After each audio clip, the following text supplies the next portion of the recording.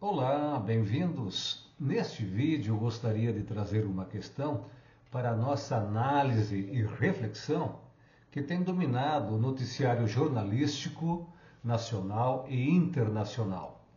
Trata-se de saber quem será o sucessor do Papa Francisco, quem será o novo líder religioso da Igreja Católica. Entretanto, para bem compreendermos esta questão, precisamos, de alguma maneira, responder a outras questões. Muito se tem especulado, se tem ventilado a respeito do perfil do novo Papa. Será ele progressista ou conservador? Melhor dizendo, é próprio da Igreja Católica, é da natureza da Igreja Católica enquanto instituição milenar ser um instrumento, um agente de transformação da sociedade ou de conservação das estruturas sociais. Essa que é a questão. Ou seja, se quisermos melhor compreender como será desenhada a figura do novo Papa, ou melhor dizendo, qual será o perfil desse novo Papa, nós precisamos nos perguntar se o cristianismo, em sua essência, em sua natureza, é uma força de transformação ou de conservação da sociedade. Em outros termos, precisamos nos perguntar se o nosso clero, o nosso episcopado é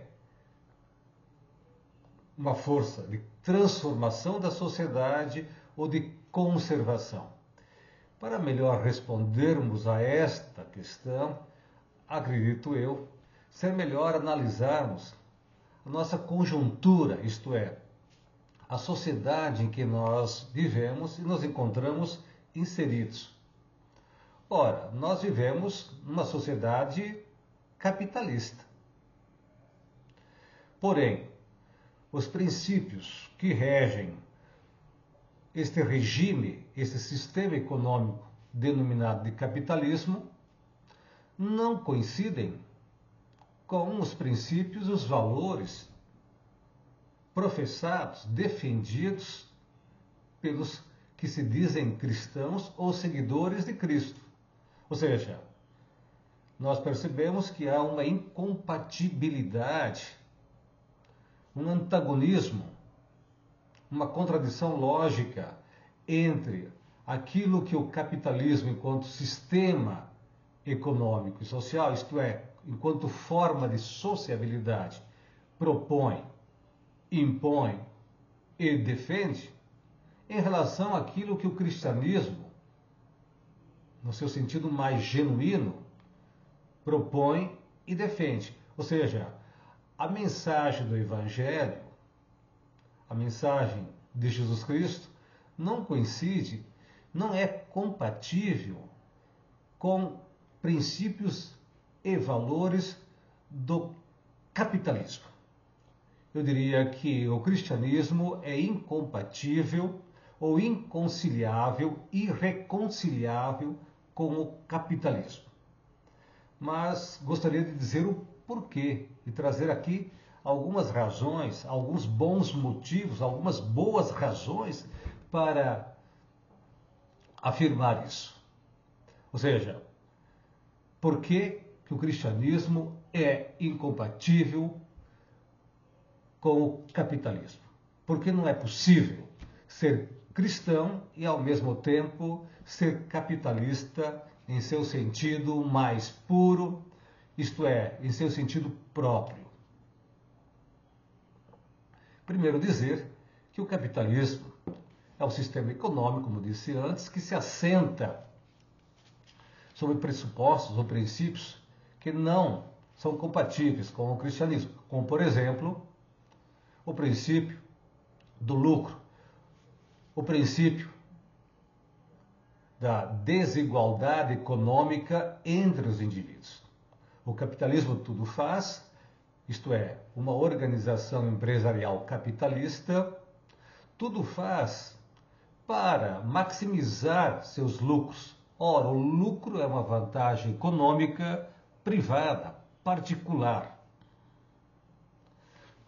O capitalismo se assenta, se estrutura sobre uma relação de trabalho injusta, isto é, no capitalismo o trabalho é explorado, ou seja, existe a exploração da força de trabalho de tal maneira que a riqueza produzida pelos trabalhadores, ao menos a sua maior parte, se concentra nas mãos dos capitalistas. São os trabalhadores que produzem riqueza, mas são os capitalistas que se apropriam ou expropriam a riqueza produzida pelos trabalhadores. Ou seja, a desigualdade econômica é, por si só, um traço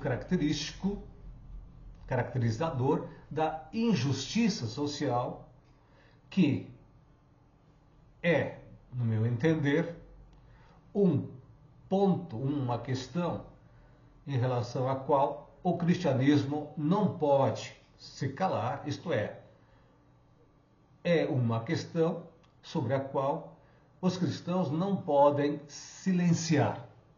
Por isso, eu diria que se alguém deseja ser cristão, precisa levantar sua voz, isto é, ser uma voz profética, capaz de denunciar as estruturas injustas dessa sociedade. E é claro que os líderes religiosos, o nosso clero, o nosso episcopado, têm, sem dúvida, um papel muito mais importante que aquele do cristão comum. Por outro lado, cabe também a cada um dos cristãos denunciarem essas injustiças ou lutarem de alguma forma para que haja uma transformação desta sociedade. Agora, não podemos, de modo algum, compactuar com esta sociedade, com a sociedade capitalista que está estruturada sobre relações sociais desiguais e injustas, que são, salvo se nós quisermos falsificar, distorcer o Evangelho, a mensagem do Evangelho, são incompatíveis com os princípios da igualdade. Este é um princípio fundamental do cristianismo. Todos somos irmãos, todos somos iguais. Ou seja, o princípio da igualdade garante não só o princípio da liberdade, mas garante o princípio da justiça social. Ou melhor dizendo, o que propõe o cristianismo é, no fundo, um contraponto àquilo que propõe ou impõe o capitalismo. Por isso que precisamos, de alguma maneira, resgatar, recuperar, eu diria, o profetismo no interior da própria Igreja Católica, na voz dos seus líderes maiores e também na voz dos cristãos, dos católicos, de um modo geral. Ou seja, denunciar as injustiças a fim de poder anunciar a boa nova do Evangelho, tal como pregam, ou melhor dizendo, apregam os nossos líderes religiosos, ou como nos obriga o próprio Evangelho a fazer, é um dever ético indeclinável de todo e qualquer cristão. Agora, esta é a razão fundamental para respondermos à pergunta anterior, ou seja, por que não podemos compatibilizar o cristianismo com o capitalismo?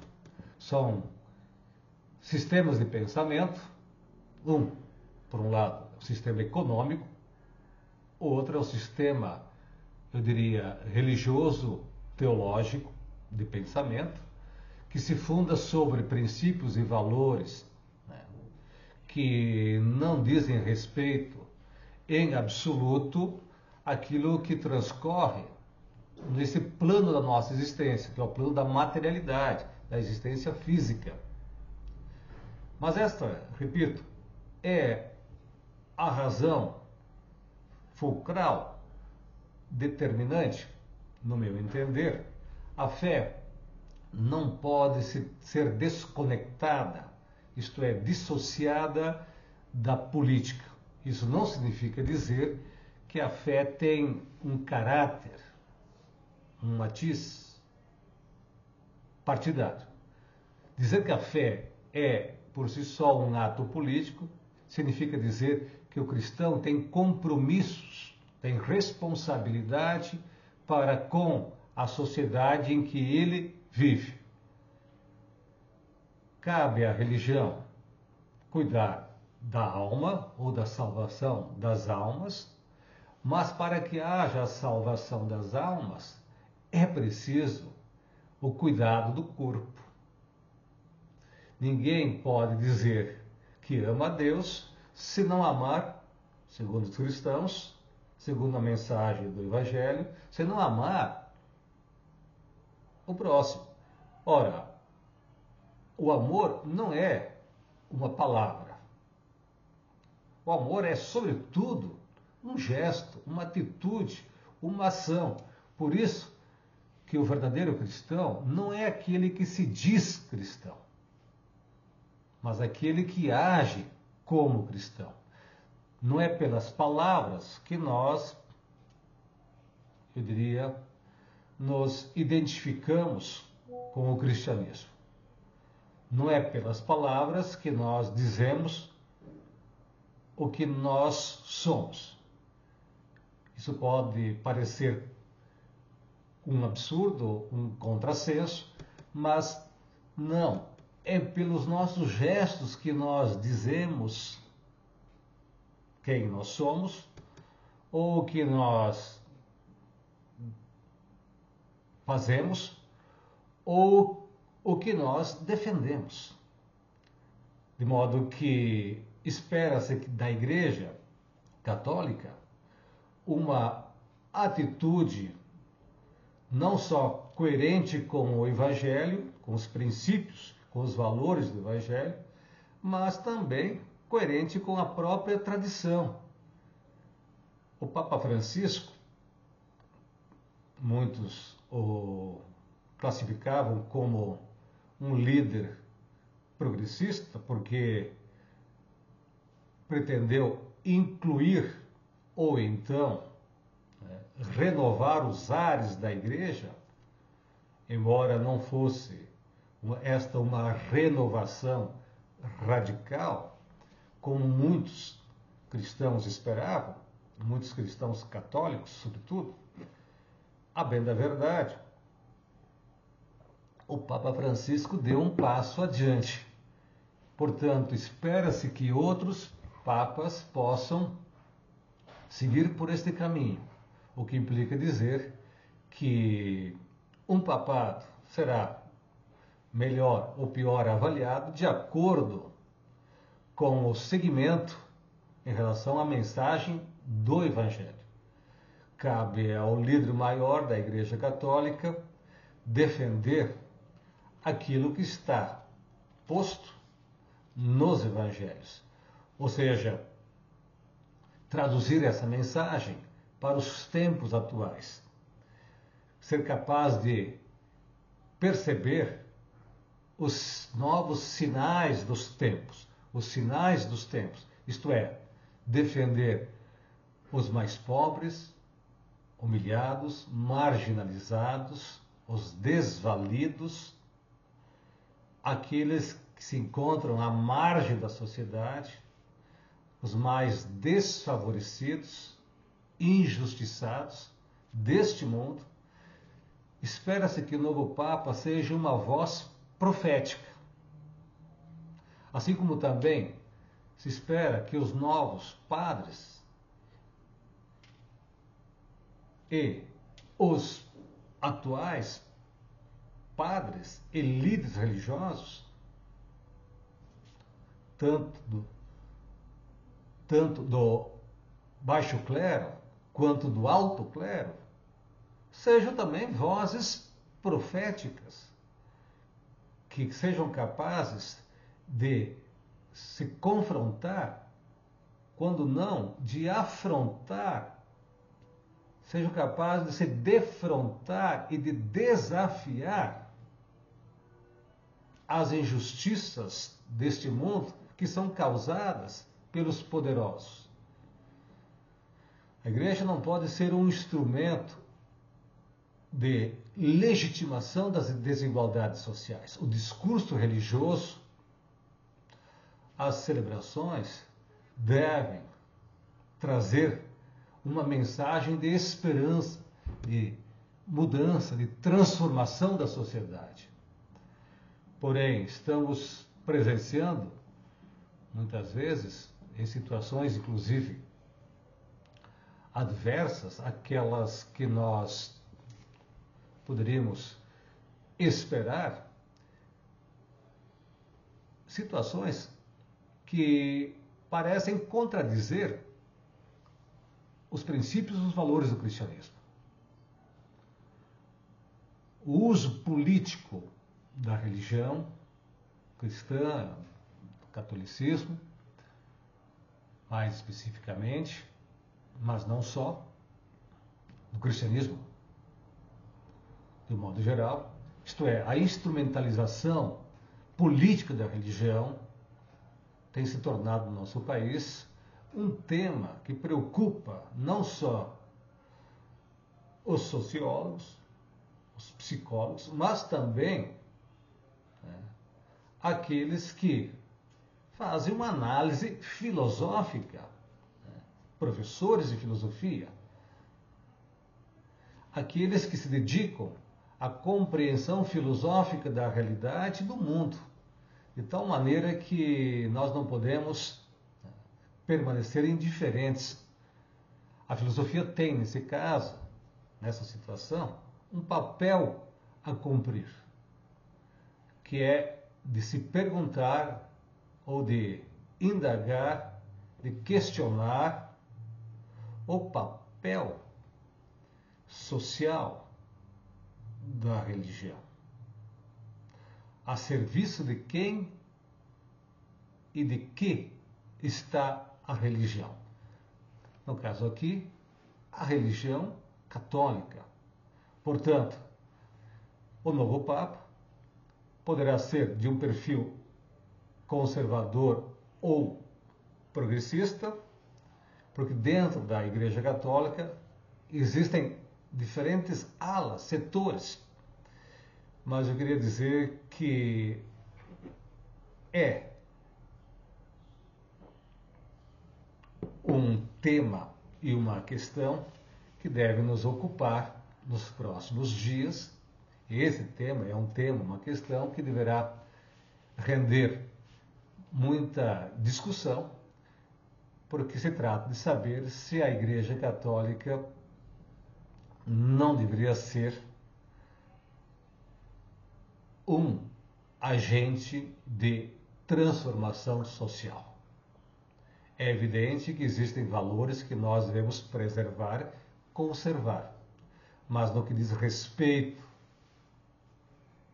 à estrutura da sociedade capitalista, nós não podemos compactuar com a busca desenfreada pelo lucro, com o consumismo, com o individualismo, com o acúmulo de riqueza para além das nossas necessidades. Não podemos, na condição de cristãos, nos calarmos diante da pobreza de muitos e da riqueza de tão poucos.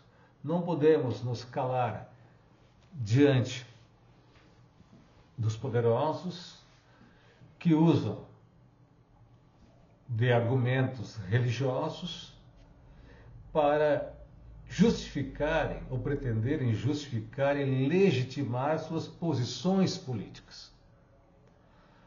O cristianismo introduziu na civilização ocidental um outro elemento que, além de ser religioso, teológico, é também cultural. Trata-se da defesa incondicional da igualdade fundamental entre os seres humanos.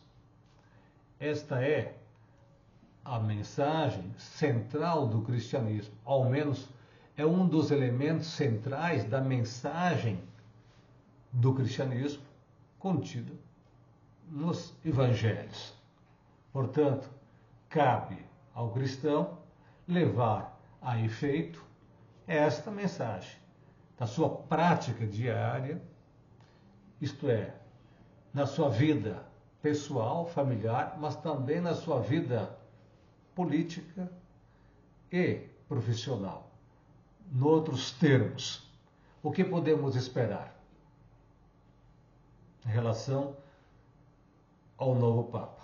Que seja um defensor da mensagem do Evangelho, que tenha coragem de dizer a verdade e de denunciar as injustiças em relação aos nossos irmãos, mas também em relação à própria natureza, que seja capaz de apontar o dedo, de chamar a atenção para com a ganância desenfreada dos capitalistas, que seja capaz de apontar o dedo para a exploração predatória dos recursos naturais levada a cabo pela lógica capitalista ou pelos capitalistas. E que seja capaz de mostrar que o sentido da vida não está no acúmulo da riqueza ou de riquezas, mas na capacidade de tornar a vida humana de cada um dos indivíduos um serviço em favor de todos. Ou seja, é muito provável, embora seja possível o contrário, é muito provável que o novo Papa, no meu entender, tenha um perfil progressista, alinhado mais às, eu diria, práticas, às ações do Papa Francisco, mas isso não é líquido e certo, porque trata-se de uma decisão que compete não aos cristãos, de um modo geral, mas aos seus maiores representantes, que são os cardeais, que têm direito a voto nesse conclave. Ou seja, o que nós podemos esperar é que o novo Papa seja uma voz profética neste mundo, capaz, sobretudo, de anunciar o Evangelho com coragem, sem titubear, sem, eu diria, fazer concessões. Que seja capaz de fazer o que Jesus faria se estivesse entre nós. Ou seja, se você gostou, se interessou por este vídeo, não deixe de compartilhá-lo com seus amigos. Não deixe de se inscrever se porventura você ainda não está inscrito no canal. E também não deixe de dar aí o seu like, de curtir este canal, porque assim sendo teremos ainda mais motivos para produzirmos novos conteúdos. Porque o nosso objetivo aqui não é outro a não ser promover a filosofia, promover a reflexão filosófica sobre novas questões, sobre questões emergentes que preocupam a todo e qualquer ser humano. Então, até o próximo vídeo.